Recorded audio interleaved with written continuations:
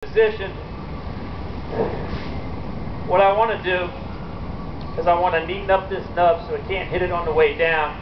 Then I'm going to make a cut here, a felling cut, a face cut if you will, in the direction of that red oak to make sure I fit between these two windows that I'm working with, between the two trees rather.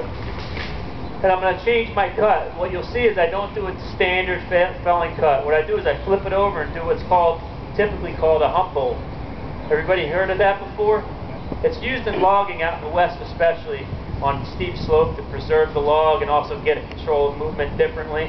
What it is I take my face cut, which is typically like this, and I flip it over. So I have a flat cut and an angled bottom cut. And the reason why that is when this piece comes off, it closes, the face cut closes as it's moving, it breaks that hinge. I want it to slide off away from me. I don't want it to just sit there.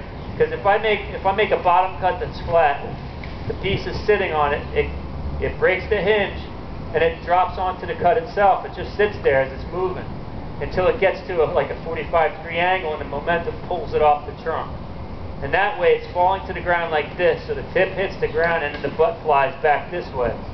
I don't get as much control of where this lands. So what I want is, ideally, I want the piece to come over to about here, break off the cut and sail to the ground horizontally and land away from the tree, not hit the trunk and knock me for a loop.